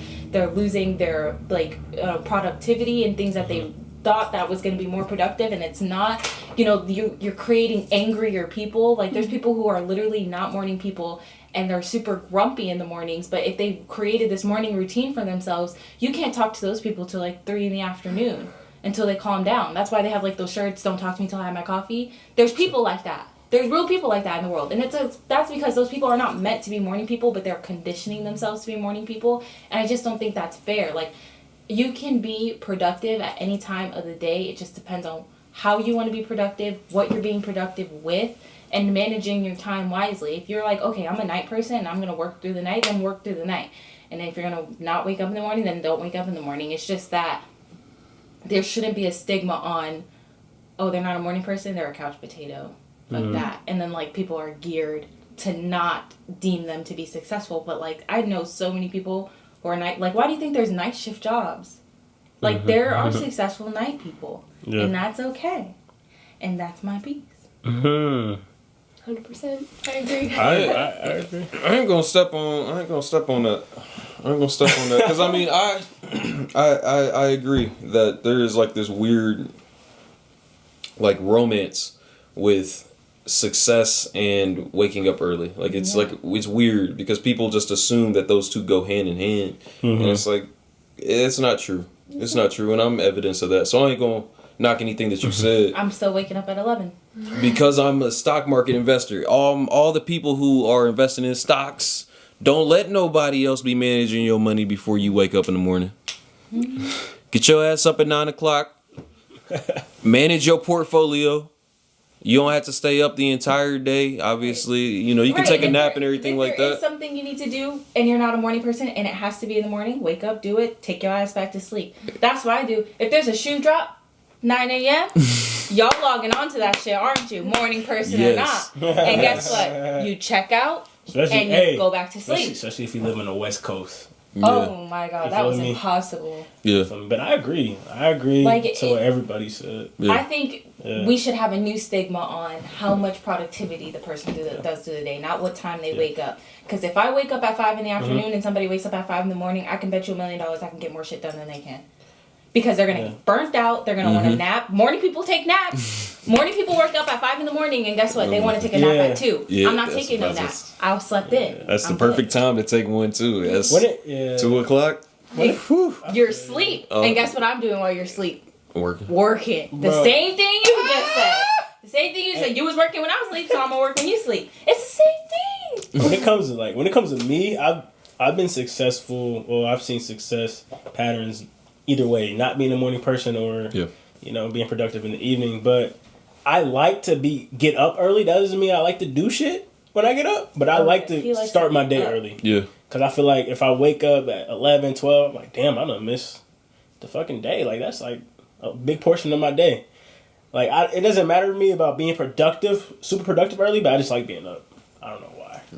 If I don't have to be up, I'm not waking up. It's just not. I love sleep too much. Like, sleep, like, restarts my entire everything. Yeah. I feel. But yeah.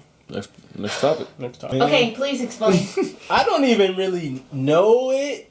I just found out about I didn't even know who Buddy was, but the Derrick Jackson cheating scandal. So I'm guessing Derrick Jackson was he's a big relationship influencer. So, big on, treating the woman right. That's what he preaches, treating the woman right and things like that. But recently on Instagram, he and his wife kind of created a video telling everybody that he basically cheated on his wife. I don't know if it was recently in the past. And everybody's just been talking about it. The wife was there. Everybody said that the wife looked like something was wrong with her, saying like blink twice if you're okay type shit. But yeah, man, guy, he has like what 300.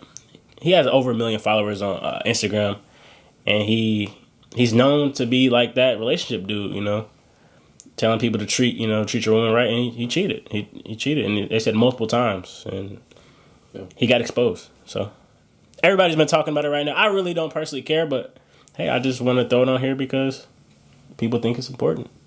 Topics. But yeah, I think, dude, honestly, what I think about it, I think dude's wild for having his wife on there like that. I don't know. It just having her in the video, she looked kind of crazy. I just Googled it. Sorry. Everybody's talking about her hat. You mean her bonnet? It's a hat. I know. That was. She came back and said it was a hat. Okay. Let me see. It's definitely a bonnet, but sure. Here. Like the little Yo, there's another video. Oh, there's another video. I gotta show y'all. Man, that looked like a bonnet. No, there's a video with her talking about her hat. What? And I'm guessing they're big Christians, and she was saying that people shouldn't be talking about her hat.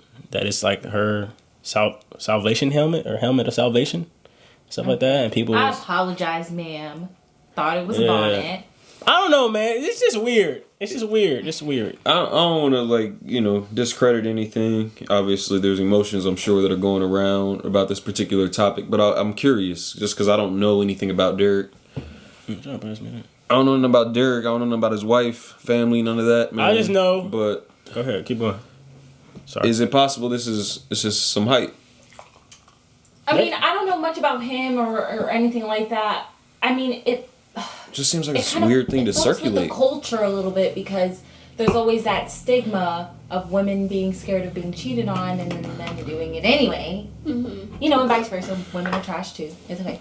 But you just want to wear this? No. But for someone that people look up to do that just keeps adding to that. I just feel like we can never break the cycle of this whole cheating thing if everyone's freaking doing it. So I think in a sense of like the culture, it's just not good. But I mean, like you supposed to be my relationship coach, bro, and you out here like, come on, bro, like what are you doing? What is he doing, man? I see that.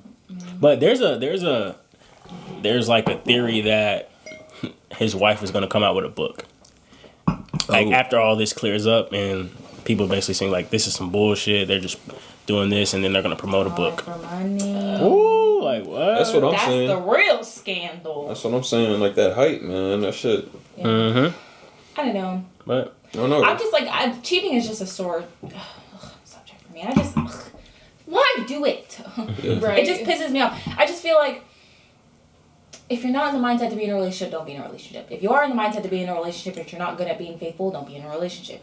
Tell your partner, this really isn't working out, let's take a break. If you feel like I just feel like there's other ways around it. I just feel like if you want to go be with other people or whatever your reason is, and you have any level of respect for the person you are with, the least you can do is let them go. Right. That's the least you can do. Because it is less painful to be broken up with than to be in a relationship where you guys think you're on the same page and his brain is elsewhere, her brain is elsewhere. Yeah. It's like that's more hurtful because you thought you had a handle on it. It's almost like you got the freaking wool pulled over you. It's like ridiculous. Well, and I'm a firm believer, like, I hate it when people cheat. And they're like, oh, but I love you so much. It's like, if you loved me, you wouldn't cheat. You wouldn't. And so it's like, I mean, obviously, like, we don't know the situation of, like, what all was going on and why he did what he did. Mm-hmm. I mean, everyone always says, like, people make mistakes. The one night stand and the drunk thing and the party thing. I don't know. I mean, at the end of the day, like, if his whole brand is about, like, preaching to men don't cheat, like, obviously that makes you look bad. But at the end of the day, I mean, he is a human. Like, he made, I mean, several mistakes. He's being called a serial cheater. Like, obviously that's very hypocritical. Like, you can't go around telling men don't cheat and you're cheating. Right. So it's like, I get why he's facing so much backlash for it. And obviously now that it's public, it's going to be horrible. Worse, right. Yeah. But I mean, in a day-to-day, everyone has come in contact with somebody that has cheated, so Right. it's like, And everyone unfortunately, has it's like very their common. own. Yeah, everyone has their own reason as to why they did it. I just feel like don't preach it so that you don't look like a dickhead after. Right. Like, dang, Yeah, like you're supposed to be you're the preaching wholesome- it, right? And then like there's people, because I already know these types of people and I can hear them in my head. You know, there's always devil advocate people, like the people on Twitter. You know, they play on both sides, and I feel like this is the same thing when it comes to like other lessons in life. Like people always pull that like coaches don't play card. Like, oh, you know, I preach the right thing to do, but I'm on a different path. Like, and I just feel like people are gonna play that card for the rest of their lives. Like, they're gonna be like, oh, I can give you advice, and I have to follow it. Like, Right. I mean, bottom line, don't cheat. But bottom line, don't cheat. Don't be a bad person. right, I think it comes down to that. So I mean, like obviously this is going to affect his business. I mean, if they do If he spin even it, has a business after this, Right, if where's they- the integrity? His credibility is shot. Right. I'm not gonna listen. I mean, to he could anything try he to like come back and be like, I'm reformed, like this, like they can try I and spin it found that way. Jesus. But I mean, says. That's what they normally say. yeah, I don't know where you go from here. So I think there's a level of transparency that can't be understated here. That's yeah. true. Like, I mean, he came out. He was the one that said it. He dropped the story. He told his wife. He like on the thing that you sent me. He was talking. He was like, "Yeah, man, I already talked to her. All those people who are DMing her, you know, me and her have already talked and blah blah blah." Like, we don't really know what's gonna come out of their situation. Yeah. Obviously, Yeah, like, I don't know. we don't really know what anybody's really going through right now. And if there was ever a tough time to be having that conversation, COVID-19 is probably it. I mean, the only thing But- with that is like yeah, it's great if he's having that conversation, but it's like who brought it? Like, was he exposed and then he decided to talk to her, or did he take Yeah. initiative and say, "Hey, I need to tell you something"? 'Cause I don't it's know like his that- reason. I don't know his reason for bringing it up. I don't think that's really my area to discuss. I just feel like, you know, I'm glad that he brought it up. Right now, though, it does look a little bit like a hype moment. You know, if it's circulating and everything like it is. A lot of people talking about it. Yeah. If a book comes out in the next year or so, it might look a little funny, Derrick. I don't know. If you buy that book, Come on, Derrick. I don't know. I think something's a little off about him because his last name is Jackson. You see how it's spelled? it's not actually spelled like that. Jaxxn. That's Jackson. Socrates said, "Black men don't cheat. Don't cheat, y'all. Don't cheat." Moving on, man. Is Joe Biden okay, bro? This man done tripped up the stairs to Air Force One 3 times. Did you Laura told me about that. Did y'all see She ain't a the Trump speech? supporter. Huh? Y'all see the speech? No, I just saw the video of him. Buddy Nah. was. Tell us about the speech, bro. Man, hold on. Wait a minute. I don't even know what this is. So I'm gonna start off while Deonte looks for this. So he's gonna look up the speech. But Laura showed me a video where Joe Biden was going up the Yeah, he's about to get on the plane, and you know they always walk up the stairs, turn around, salute, and then they get on the plane and they leave. And so, I mean, on his way up the stairs, he kind of like catches his foot on the step, so he kind of stumbles, and then he kind of like saves himself, gets up another one, and then stumbles again, and then eventually he falls. So it's like he's tripping while going up the stairs. I thought it was fake when I saw it. Like, Yeah, I I didn't didn't believe believe Oh, yeah, I did too. like, and so I actually like Googled and I was like, oh, okay, like all the news outlets are actually reporting on this, so I guess it is real. So yeah, I mean, obviously, I think when you see the president, I mean, like Is my he drinking? initial reaction was like, okay, he that's drunk? kind of funny. Like, I mean, it Let was. me chime in here real quick. In no way are we making fun of the President of the United States of America. I want to make sure it's very clear where we stand. He is still the leader of our country. He is the person that we have to put our trust in to make sure that we have a safe country for us and our kids to grow up in. So please continue to support the President of the United States, the Commander-in-Chief. But this is a pod where we discuss defining moments, and man, this is definitely a moment in our culture And we're gonna today. make jokes. Right. And we're gonna make some jokes. That shit gonna happen. So Don't- initially, yes, just it know where we was stand. funny, but then my second, once I was like, okay, like, I mean, we gotta remember, he's like 70, he's the oldest Like 102 or something. He's 70 years old, I think, and he's the oldest president Damn, we've ever that's had. 70? And so it's like, that's like grandparents' He's old as hell. age. Like, if I saw a grandparent tripping Your up body's the stiff. stairs. Like, obviously, it wouldn't be funny. 50 years older. So, I don't know. I mean, I think it's important to make sure he's okay, but... Trip. I got the vid. Hold on, let me show y'all. Oh my god, he like fell. Welcome. Oh, little ad. Little ad right here. He fell. I've Yeah. watched it like 6 Let me show y'all times. Yeah, it was sad. Best way to get something done, if it holds near and dear to you that you like to be able to. Anyway, we're ready to get a lot done, and if we have to, if there's complete lockdown and chaos as a consequence of the filibuster, then we'll have to go beyond what I'm talking about. What are you talking about? Okay, hang on. Sorry. Oh, same name, Miss Kim. Like, what, bro? Is he Did okay? this Maybe happen we like should at go the to the same doctor. time? Yeah. He said that speech and then went up the steps. No, It was well, around shit, this the the same time. Yeah, And I 'cause get this was it. last week or so. Because have you ever been talking and you be like, what the fuck am I talking about? Yeah. It be happening I do on that shit pod, all bro. the time. I don't I just know. did that I shit. think it's his age. I think he needs to go to the doctor. But Something's with wrong. that, it's like, bro, you the president. You Right, can't be it's like, doing that. that's a very high stress, He was like, high anyway. pressure job, like... Anyway. I'm like, the real question is he okay? Like, is he okay? Because I seen that first before I seen this. I'm like, what the fuck? Do we mean, care it's- enough about the mental health of who is running for presidency? Like, I feel like I don't we. care about the mental health of anybody who's gonna make any decision anywhere. Yeah, you I need agree. to be okay. I agree, but I feel like there was a lot of conversation about like his physical health Right. during like his run and Right. campaign and everything Yeah, like yeah. that. But I don't know if there was enough conversation about like how stable he is mentally.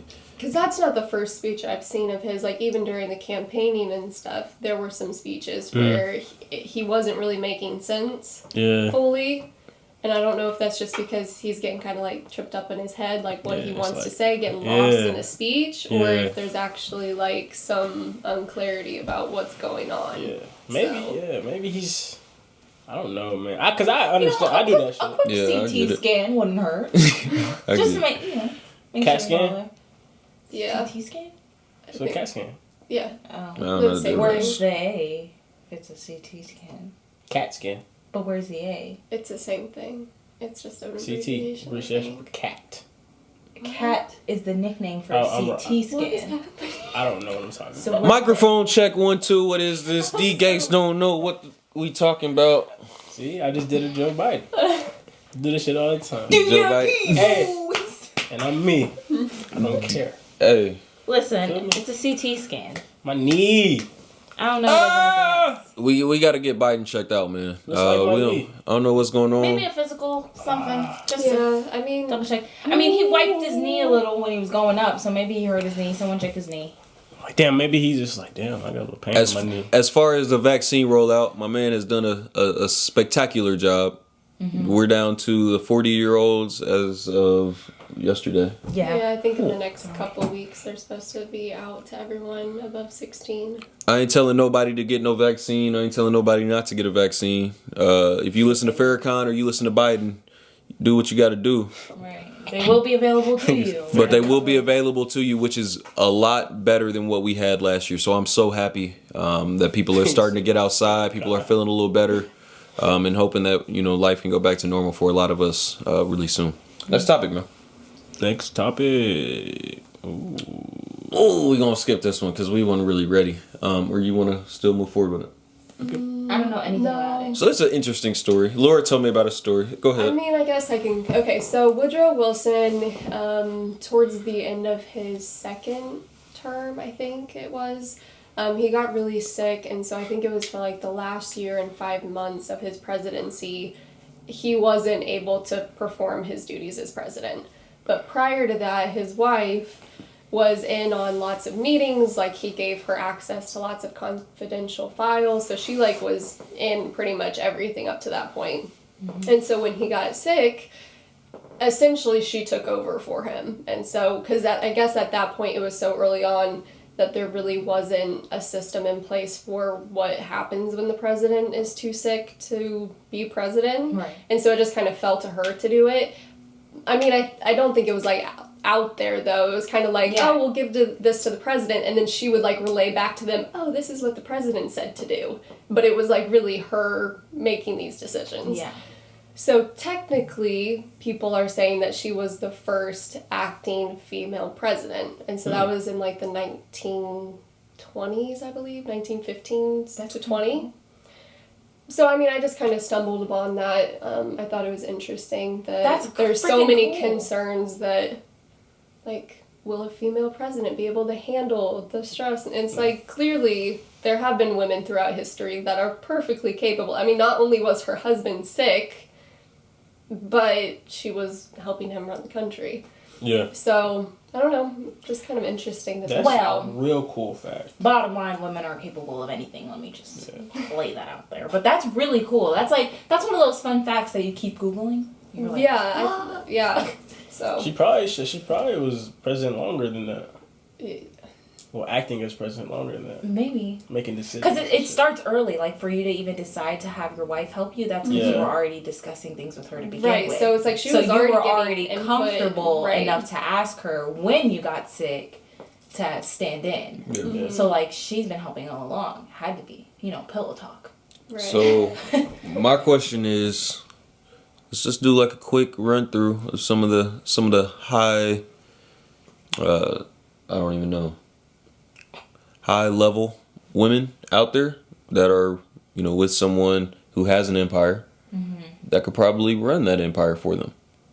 I'm thinking people like Jay-Z, who has something like an empire, and Deonte could probably run it. Yeah. Somebody like Barack Obama, who is building an empire again in Chicago and obviously has been a president. Could Michelle Obama carry the torch? How many people are out there that we know of today? I mean, I think there were countless women that if they needed to, if they were asked to, that they would happily step in and do that. I mean, I think that it also comes down to, like, their passions, though. Like, if their passion doesn't align, then obviously they're not going to be able to step in and do that job to the same ability that someone else is. But there's no doubt, capability-wise, they more than definitely could. It's just whether or not they would be able to run it with the same direction that the original person did. So. Easily. But, Celebrating the women. End of the month. Make sure you celebrating all the women in your life. Women's, what is it? Women's History Month? Yeah, something like that. When's that? That was this it was month? this month. That was this month. We didn't do enough. Next year, it will be different. I honestly didn't even but we know are going to that was celebrate women's history all throughout the rest of this year, too. Cool, man. Cool. All right, let's keep moving. Ooh, I know nothing about this. You know something about this? Yeah, so I just saw... I'm going to... It's kind of frustrating. Maybe, I wish we could get, like, a beep when it cuts out. Yeah, A anything. warning. Yeah. Callie? It's just Good be stuff. job. It does that with weddings and stuff sometimes, too, which is frustrating. Because you'll be recording a wedding and next thing you know... Black. Ain't nothing you can do in the settings, Pitch bro? black. This shit ain't recording. Hey, Cannon. Yeah. You need to watch this video. Shout out to Cannon, man. Shoot me a new video, bro. Or shoot me a new video camera, bro. No, Joe Biden. Damn, Joe Biden, bro. Joe Biden or Joe Budden? Oh my. It's the DMP boys and girls. Yeah. Back to business. I was about to say back at it again.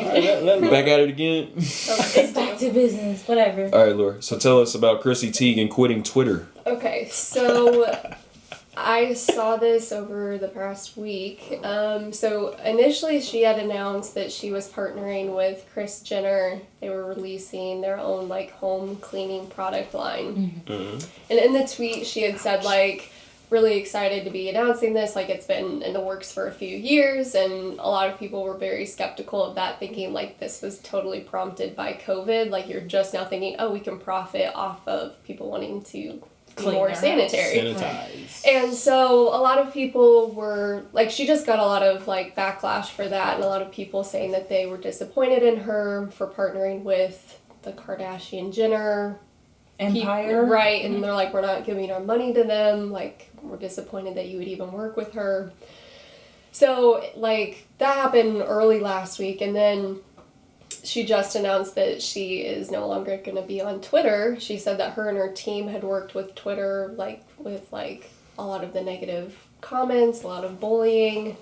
And so she decided that there was just too much negativity surrounding that platform, and so she quit. That's what it is. So, I mean, she did say she doesn't blame Twitter. She said that her and her team worked closely with Twitter to try and address, like, the comments and stuff. She said that she doesn't even really blame the bullies because she realizes that they're out there. But she just said that she couldn't face, like, the day-to-day, like, everyone saying, oh, you're disappointing us. She's like, I can't take that anymore. Yeah. So she decided to leave. So. Yo, I definitely understand where she comes from. Twitter can be so toxic.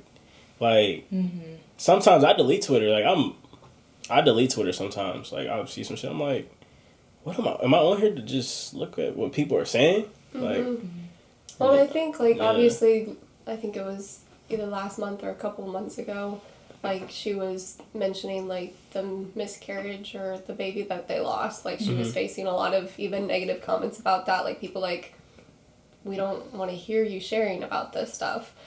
So I think it probably is that compiled now with this. It's just like there's just so much. There's a breaking it's a lot, man. Right. So well, for the record, I freaking love Chrissy Teigen. Okay. I do too. That is my number one. She's my main. And I think that the crazy thing is like she is such a strong woman that just does not care. Right. Like she was has the that only figure on Twitter that was like, I don't give a fuck. Right. So now for her to see leave, her, it's yeah, like that's it had to have been like.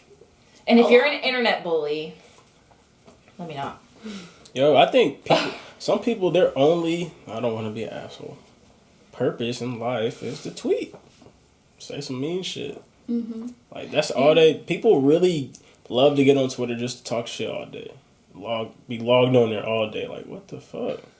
Sometimes, like, I know this is kind of drifting off. I understand why people like Kevin Durant have burner accounts to talk shit. People are mean, man. Yeah. So, yeah. Listen, I'm not the biggest fan of Twitter. One, because I just feel like, I don't know. Like, for example, like, I don't have a Facebook, right? I deactivated my Facebook when I was in middle school. It's not for me. It's not my journey. It's stupid to me. And I just feel like it's just a way to say things that nobody necessarily cares about, or it's just people promoting stuff that you really don't care about, or your long lost cousin finds you and now they're tagging you and everything. I don't know. It wasn't for me. But Twitter, I don't like it either because like it gives me those Facebook vibes. Like people are just on there making random statuses. Like I love Instagram because it's just like Instagram's like this facade. It's a beautiful picture. You know they're probably not really living like that, but whatever, fuck it. And like it is what it is. You just put a beautiful picture up and a caption, keep it pushing. You have a story. You can see them out at night, lit, whatever, reels, dances, whatever. Twitter is just a bunch of thoughts. Just people tweeting shit that's going through their head, and the shit that's going through their head is normally shit. Like, it's like, why am I logging on to look at any of this? Like, and I try, you know how, like, you can change the algorithm of your stuff. The more things that you like, they'll show you more things like what you like. Yeah. And I try so many times to change the algorithm of my Twitter. I try to retweet things that are positive and, you know, retweet things that are, I don't know, things that are motivational, like stuff that's like, okay, so my Twitter is not freaking a big old bully. But it never entirely works. Everybody's always mean on Twitter. And I hate Twitter. I hate it so much for that. It's just a bunch of statuses that make no sense. Like I delete Twitter every 2 weeks. I don't delete it. I just don't open it. Yeah, I have it, but I don't ever go on it. I think the next pod, we need to have a social media question on there. Social media is draining. I fuck with that. Because, I mean, like, while I understand y'all perspectives and stuff, I agree. I agree with them. I do feel like, you know, I don't see the same type of I don't know, issues. Like I don't have people who are mad mean on Twitter really but that's because like my algorithm may be different. All my shit that I see is how to write because I follow a bunch of bloggers. I follow people who write about how to blog. I see a bunch of threads about motivation and inspiration for you as a business owner and stuff like that. Like kind of going back to the loneliness of being an entrepreneur. Like that's where I go to get some type of quick motivation because I'm not ready. I can't sit down and watch Eric Thomas today. Like, man, they be talking. And so it's Can like, I just how long get you've had your Twitter? Huh? Oh, I haven't had it that long. Last year. Well, you've had a few. Yeah, I've had them. I've had them for a while, but he like deleted that Yeah. one. So The only reason I asked is because yours algorithm is probably way better than mine. One, because you've had it for not as long, so all the people you followed from the moment you had it are, like you said, like your bloggers and people like that. I've had mine for way too long. I've had mine since high school. So, you know, when you have it in high school, you follow all your high school friends, you follow people you meet at the mall, whatever.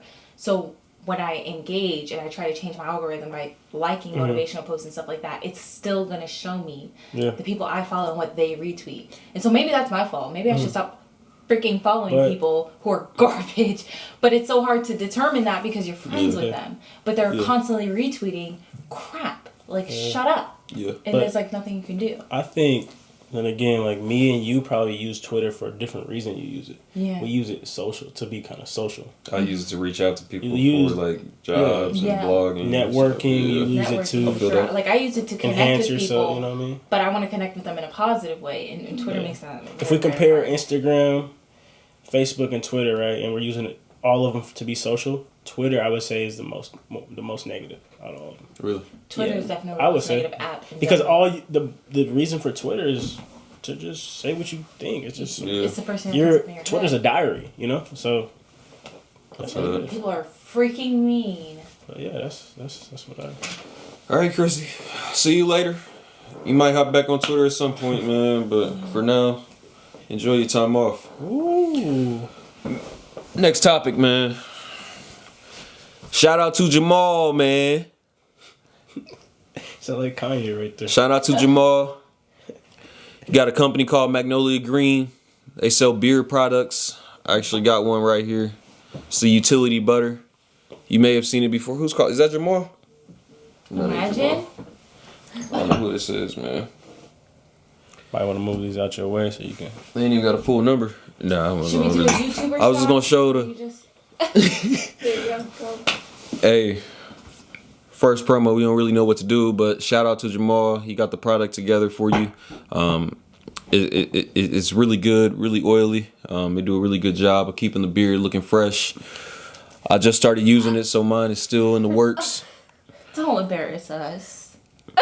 I'm gonna get some from my man D Gates at some point or another, but y'all go check them out, man. Magnolia Co. or MagnoliaGreenCo.com. Check them out, man. Show some support. They're doing a really good thing over there, spreading stories about black men and building a community. So go check them out. That's all I got to say about it, man. It's my dude, though. Little input That's from dope, a man. licensed professional. It is important to take care of your hair, okay? You can't just grow your beard out and expect it to just look nice. That's not how it works. You gotta oil it. You gotta take care of it. You gotta brush it. You know, there's beard combs. There are beard combs. You can comb your knots out. Okay? I'm just saying. No want you looking crusty. If you have food in it, that's disgusting. You know? So check them out. Get your A radical act of self-care. Right. Self-care. get your beard moisturized, man. Take care of Come yourself, on, man. you get a link in Come here. on, man. Crispy beards. I'll throw a link down in the description for y'all if you want to go check them out, too. Yeah, man. All right, man. Next topic. What's the next topic? Thanks, Jamal. All right. Oh, Bro, the NBA, bro. I always talk about the league. You see Victor Oladipo's jersey? is he on the Heat already? Yeah, man. Damn. You see the promo, though? What you mean? That's the company I work for, bro. Show some love. Oh, that is you. man. Damn. That's dope, man. UKG, man. We out here UKG. in these streets. These streets. Yeah, that's. I knew that the logo just looks different on the jersey. I'm used to seeing the ultimate, you know. Yeah. But then they changed the name. Oh, Yeah, we they don't gotta changed go it into from that. ultimate Yeah, we don't gotta go. I don't know nothing about the NBA or basketball, but Listen. Victor Oladipo can fucking sing. And that's all I gotta say. He can Heard sing. he can sing. He can sing his ass off. He had a good album, man. That's all I can say. But there's some good trades that happen. Victor Oladipo on the Heat. Trevor Ariza on the Heat. That's Who? all I know. Trevor Ariza. So now they got Andre Iguodala too. Man, damn Trevor Ariza, man. Bro, stop, man. They got a squad. They was in the finals last year, bro. Stop, man. Don't go here with me. Jimmy Butler is a king. They need him right now. Yeah, they do. They do. But Jimmy Butler is a king, bro. I like Jimmy Butler, Yeah, man. man. Yeah, man. He Damn. coming for LeBron. All right, no. All right, No, so bro. you got Lou Will. He back in Atlanta. He belongs. Willville. He belongs in Atlanta. Why? I don't know. He just seemed like an Atlanta dude. He's from Atlanta. He is? That's what they said. Like, he's from Atlanta. Not born there, but He looked from like one of them Atlanta dudes, man. Oh, my gosh. Okay. What does that mean? A cool nigga, you know what I mean? Like, yeah. Nikola Vucevic, I don't know how to say his name. Vucevic. I don't either, bro. But He's on a the Bulls. bucket. He's a bucket. He's a bucket. Guaranteed him, bucket. Him and Zach LaVine over there. Oh yeah, That's a scary thing. Like if we go through them while we're here on the pod, like we just pick songs and shit, and people go listen to them, Are and we then gonna we like connect it somehow, like maybe in the description or something of the playlist. Go check out this next video, or there's some exclusivity that's kind of brought to you through the playlist. It'd be nice of some product that you guys might have, promotion or something that I might do, something Laura might do. It'd just be a way for us to put words in front of people real quick, and then also have music connected to it. So okay. That's my thoughts for that. I don't know if it's actually worth doing or not. Okay. It's just, if y'all want to talk about that and we ain't got nothing else to discuss at the very end of the pod, talk about some music. Because I feel like we talk about music a lot. We do. Aaron Gordon moved. Denver. Yeah, that's a good move. That's a good move for him. I mean, for Denver. I think so. Man, what about the Clippers, bro? They got Rondo. Is that going to make a difference? Really? Like, I feel like Rondo Did you see what Rondo did in the finals last year? Of course I saw what he did. He was the man. third best player on the But team. he had LeBron on his team. We knew that if Rondo was on the same team as LeBron or Kobe or somebody, Paul Pierce and Kevin Garnett, Man, it was going to be amazing. Don't do that. But listen, He's on the same team as Paul George. He's trash, by the way. And Kawhi Leonard, who I like. But Kawhi Leonard and Rondo don't really seem like why? they would be on the same page. Play defense. They both big defenders. Play both sides of the ball. I think what I'm saying is I was looking for a higher level deal. I think Like, I was you wanted a expecting better him to get point like guard than Bradley Rondo? Beal. No, I Oh. expected him to like make a move for like Bradley. They need Bradley for if they got Paul George. See, that's a philosophical debate, and I'm not gonna have it with you. But you had Aaron Gordon, obviously, on the market. I think the Clippers could have made a better move for Aaron Gordon than Did you throw her? No, what Rondo? they did, Oh, you think the Clippers could have? than what the Nuggets gave him. Hey, hold on, stop. I said, wait, don't go yet, man. The camera. That's how it be. Yeah, shit, boy. What I want to say? DMP, boy. We about to wrap up the pod, How you man. wrapping the last time? Did you do the DMP? I don't know. This is what we do. Man, I know. I think Yeah. I think I was just like, man, that's the end of the pod, man. We appreciate everybody who's tuned in, everybody that's a part of the Who Is Malik family. Hold up. When you look at the people, why do you put the little DMX in your voice? What you mean? Look, the pod, like, bro, what? Hey, I gotta get the. It's not that focused right now.